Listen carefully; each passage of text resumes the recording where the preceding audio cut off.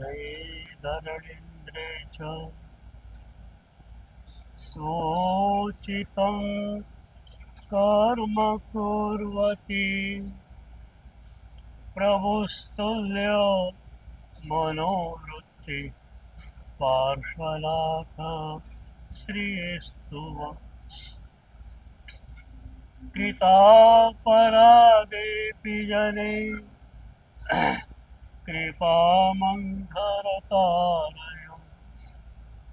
ईषद्बाष्पार्द्रयोर्भद्रं श्रीवीराजिननेत्रय यस्याभिधानं मुनयोऽपि सर्वे गृह्णन्ति भिक्षा भ्रमणस्य काले मिष्टान्नपानाम्बर पूर्णकामा स गौतमो यच्छतु वाञ्छितं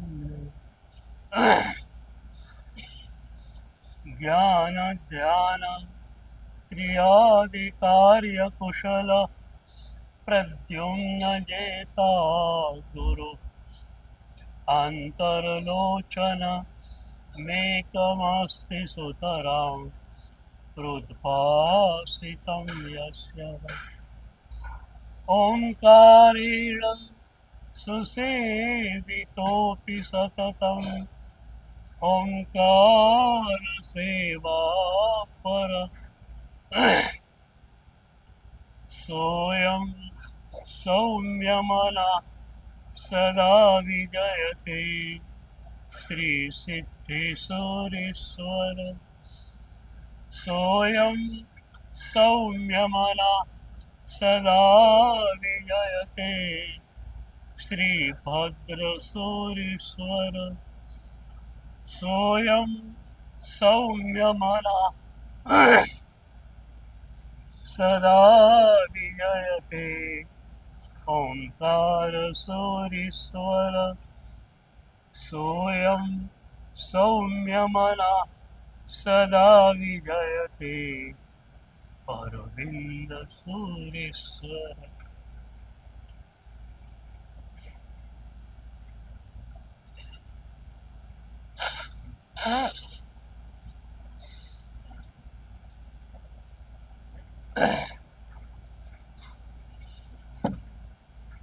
ઉપધાન તપ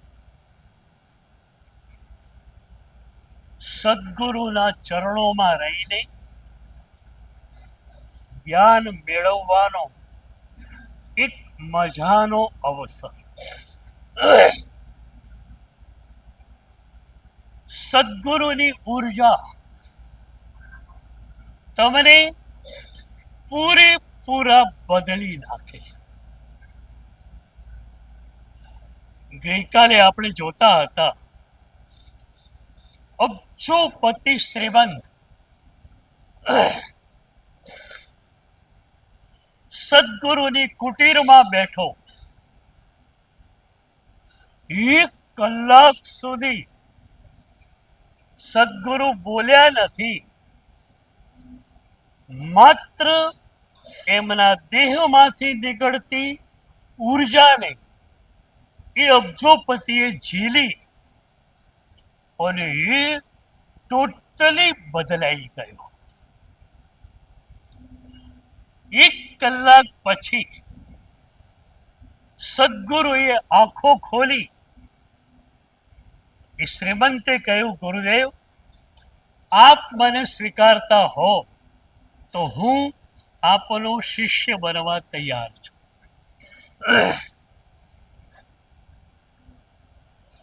ગુરુએ કહ્યું, ખાલી થઈને આવ, પછી હું તને સ્વીકારું.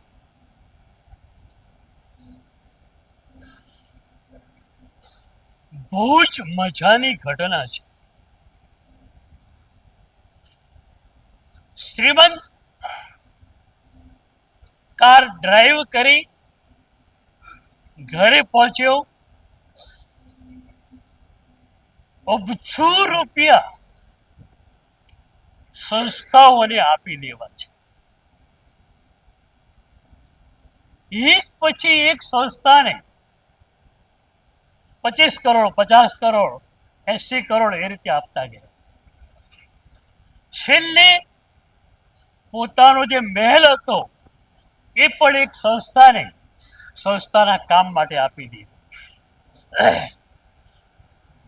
એક જબ્બો, એક લેંગો, માત્ર 2 વસ્તુ લઈને એ સાંજે ગુરુની કુટીરે પહોંચી ગયો.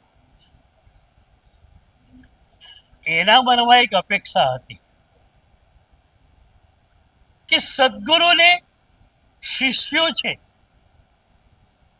પણ કરોડપતિ શિષ્ય પણ લગભગ નહીં હોય, અને અબજોપતિ શિષ્ય તો એટલે હું જઈશ, મને બાહોમાં સમાવી લેશે. ગુરુની કુટીરમાં ગયો. અપેક્ષા હતી ગુરુ પ્રેમથી જોશે, ગુરુ બાહોમાં સમાવશે અને પછી દીક્ષા આપશે. એને બદલે ગુરુએ કહ્યું, ગેટ આઉટ, મારા આશ્રમમાંથી બહાર નીકળી જા.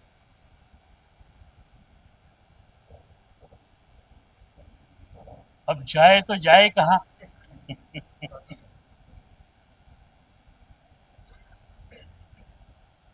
એક પૈસો પોતાની પાસે નથી,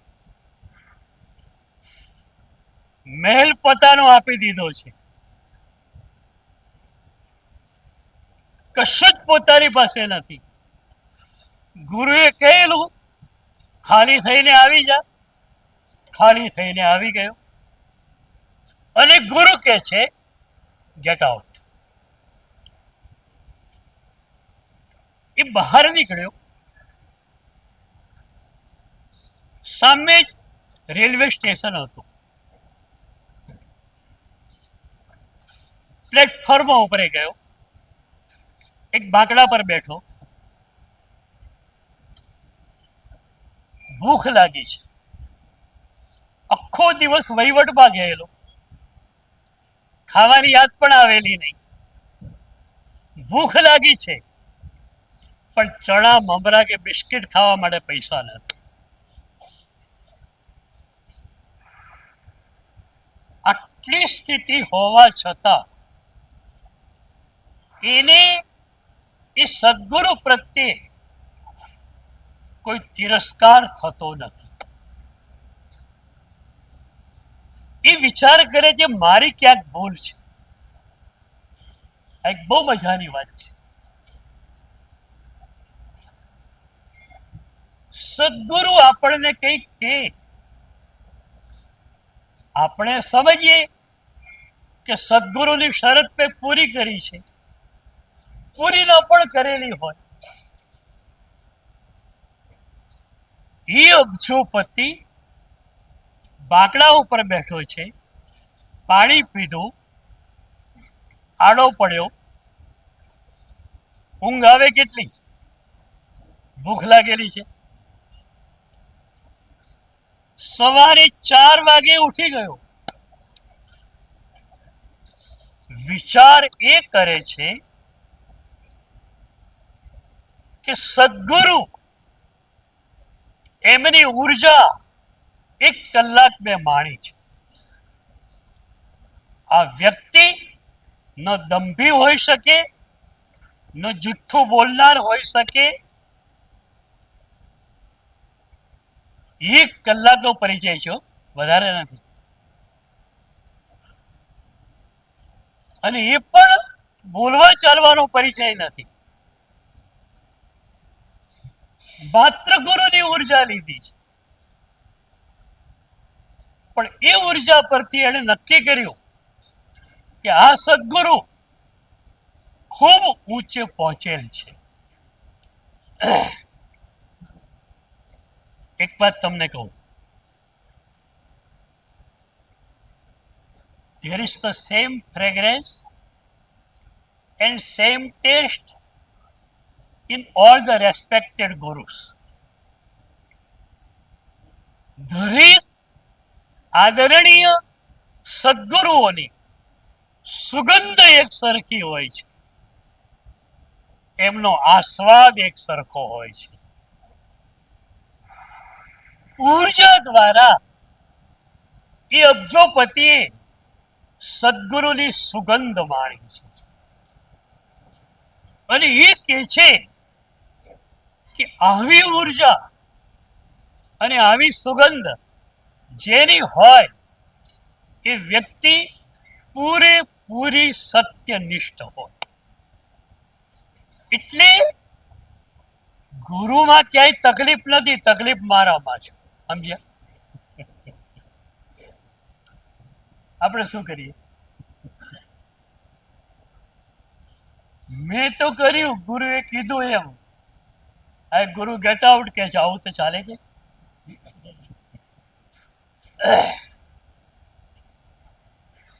4 વાગે વિચાર કરે છે, ગુરુ ખોટું બોલે જ નહીં. હવે યાદ કરે છે કે એમણે શું કહેલું, ખાલી થઈને આવ, તારો સ્વીકાર હું કરીશ. તો હવે સવાલ થયો કે શું હું ખાલી નથી થયો?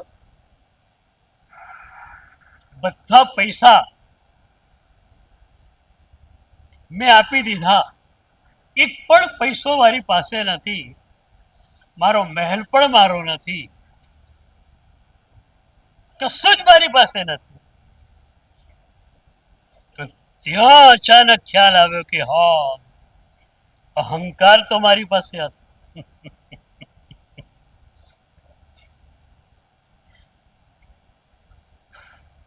આ ક્યારે બને?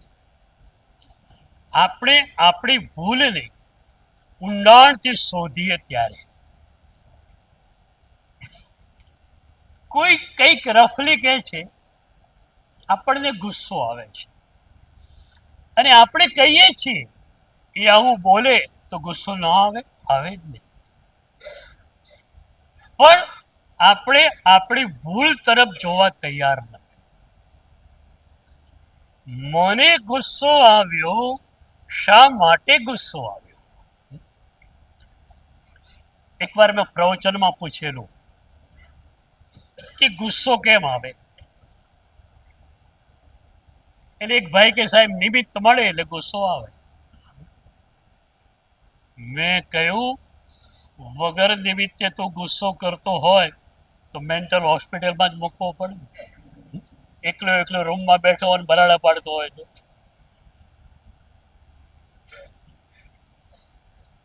પછી મેં એને પૂછ્યું કે દરેક નિમિત્તે ગુસ્સો આવે? મને કે હા, દરેક નિમિત્તે. પછી મેં એને કહ્યું કે તારો દીકરો છે, 8 વર્ષનો છે, પેટમાં દુખાવો ઉપડ્યો, ડૉક્ટર પાસે ગયો, સોનોગ્રાફી વગેરે થયું. ડૉક્ટરે કહ્યું એપેન્ડિક્સ છે, આંતરડું સડી ગયું છે અને એને કાઢવું પડશે. તને પણ લાગ્યું કે ઓપરેશન કરાવવું જ પડે એમ છે. હોસ્પિટલમાં એડમિટ થયા, સ્પેશિયલ રૂમ લઈ લીધો. એક સવારે ઓપરેશન થિયેટરમાં દીકરાને લઈ જવામાં આવ્યો. ઓપરેશન સરસ થઈ ગયું. પાછું દીકરાને કર્મચારીઓ રૂમમાં મૂકી ગયા. એનેસ્થેસિયાની અસરમાંથી દીકરો બહાર આવ્યો. એને તરસ લાગેલી હતી. તેણે કહ્યું, પપ્પા મારે પાણી પીવું છે. હવે આ ભાઈને ખબર નહીં કે અત્યારે પાણી અપાય કે ન અપાય. એ તો મોટા ડૉક્ટરને ઓળખતો હતો. સીધો મોટા ડૉક્ટરની ચેમ્બરમાં ગયો. સાહેબ, હમણાં તમે ઓપરેશન કર્યું મારા દીકરાનું, એને પાણી અપાય કે ન અપાય? ડૉક્ટર એકદમ તેજ સ્વભાવનો હતો. મને પૂછવા આવ્યા છો પાણી અપાય કે નહીં એમ? મારા જુનિયર ડૉક્ટરો પેટ ચીરી નાખે, પછી ઓપરેશન થિયેટરમાં જનારો હું. તમે મને પૂછવા આવ્યા છો પાણી અપાય કે નહીં? કોઈ નર્સ રખડતી નથી. પૂછો એને, મને શું પૂછવા આવ્યા છો? હાડાએ હા કે ના કહ્યું હોય તો એક અક્ષરમાં પતી જાય.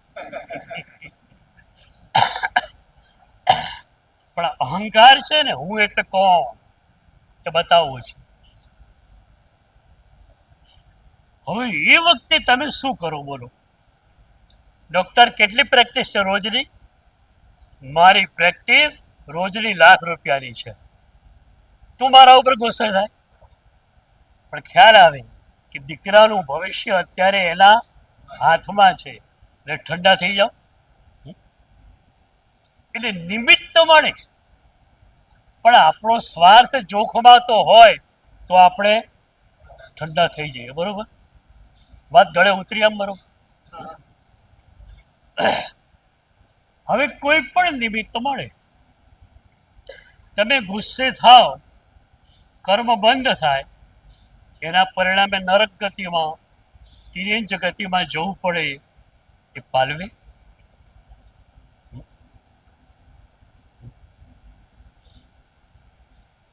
એટલે હવેથી ગુસ્સો કરી કોડમાં મૂકીને જવાના. આ દાદા પણ એવા છે. તમે જેટલા પણ દોષો તમારા હોય એટલા આપી દો, દાદા રાજી રાજી.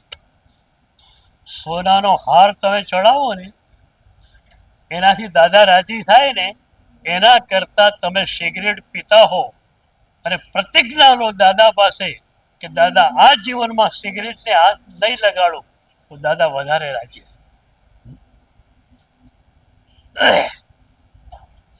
આપણા બધાનું મિશન એક જ છે, રીઝવવો એક સાઈ. મારે મારા પ્રભુને રીઝવવા છે.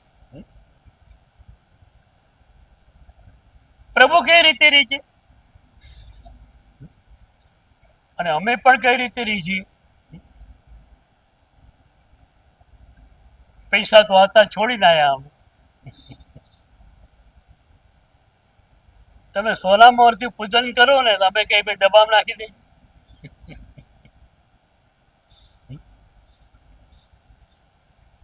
અમારે માત્ર અને માત્ર તમારા દોષો જોઈએ છે. દોષો આપવા તૈયાર?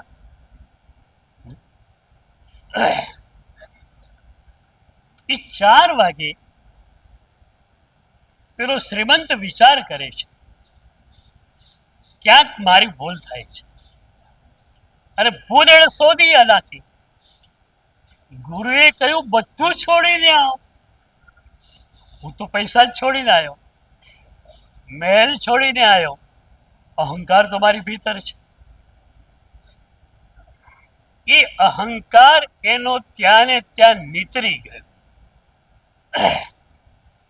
અને સવારે 5, 5:30 વાગે ફરીથી એ ગુરુની કુટીરમાં જાય છે. કુટીરનું બારણું ખુલ્લું હતું.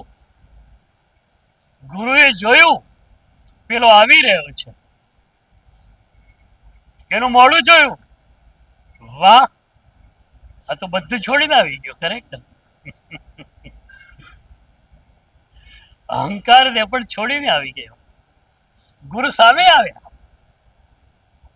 ગુરુ એના બાહોમાં સમાયો. વાહ, તે મારી શરત પૂરી કરી, હવે ચાલ તને દીક્ષા આપી. 1 કલાક માત્ર સદગુરુની ઉર્જા માણી, અને એને ખ્યાલ આવી ગયો કે આ વ્યક્તિત્વ શું છે. ક્યારે પણ જેવી સુગંધ ન મળી હોય એવી સુગંધ સદગુરુના દેહમાંથી ઉઠતી હોય. કલાપુરુષોને દાદાનું ચોમાસું વાવમાં હતું. દાદા હોલમાં બિરાજમાન રહેતા, પણ સવારે આરાધના કરવા માટે રૂમમાં જતા. 3 કલાકે 6:30, 7 વાગે રૂમ ખુલે ત્યારે એક સુગંધ આવે. એવી સુગંધ લોકો એકદમ ભાવ વિભોર બની જાય. એક ચાલાક માણસ હતો, બુદ્ધિજીવી. અહીંયા બુદ્ધિજીવીનું કામ નહીં હો, શ્રદ્ધાજીવીનું કામ. એ બુદ્ધિજીવી, એણે વિચાર કર્યો કે સુગંધ તો આવે છે, પણ દાદા જે વાસક્ષેપ વાપરે છે એની તો સુગંધ નથી. પટ ગણવા માટે વાસક્ષેપ ના છે, એ વાસક્ષેપની સુગંધ તો નથી ને. એટલે એણે કલાપ્રભ શ્રી મહારાજને કહ્યું કે મારા એક સંબંધી બહુ જ માંદા છે, સિરિયસ છે, અમદાવાદ હોસ્પિટલમાં છે, દાદાનો વાસક્ષેપ સૂર્યમંત્ર વાળો જોઈ. એટલે પડીકી આપી કે પેલી આ સૂર્યમંત્ર વાસક્ષેપ પડીકી. પેલો ઘરે લઈને ગયો, કોઈ માદું નહોતું. એ તો સુગંધ લેવી હતી, સુગંધ લીધી. એક વાર લીધી, બે વાર લીધી, 4 વાર લીધી. બીજી સવારે કબાટમાં રાખેલી પડીકી બરોબર એર ટાઈટ, 6 સવા પાછી પડીકી ખોલી, સુગંધ લીધી અને ઉપાશ્રય આવ્યો. ત્યાં જ બારણું ખોલ્યું, તરત તેને ખ્યાલ આવ્યો કે આખી સુગંધ અલગ છે. ત્યારે એણે માન્યું કે દાદાના દેહમાંથી જે સુગંધ નીકળતી હતી એ આખી અનોખી ચીજ હતી. આપણો પ્રદેશ તો સદભાગી છે કે જંબુ વિજય દાદા, કલાપુરેશ્વરી દાદા આપણા પ્રદેશમાં વિચર્યા. સુરેલ જેવામાં જંબુ વિજય મહારાજ સાહેબનું ચોમાસું કોઈના ભેજામાં ન ઉતરે. આટલી મોટી હસ્તી, ઇન્ટરનેશનલ ખ્યાત વિભૂતિ, અને આટલા નાનકડા ગામમાં ચાતુર્માસ કરે. હા, તો આપણો પ્રદેશ પણ ખરેખર બળભાગી છે.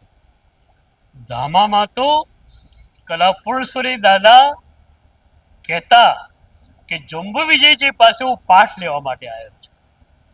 અને કેવી મજાની ઘટના ઘટી કે સવારે જંબુ વિજય મહારાજ સાહેબ દર્શન કરીને આવે ત્યારે કલાપુરેશ્વરી દાદાને વંદન કરે, પચખાલ લે, અને વાચના લેવાની હોય ત્યારે કલાપુરેશ્વરી દાદા જંબુ વિજય મહારાજને વંદન. કેટલી મજાની પરંપરાઓ આપણને મળી છે. આ જ પરંપરામાં આપણે આગળ ચાલો.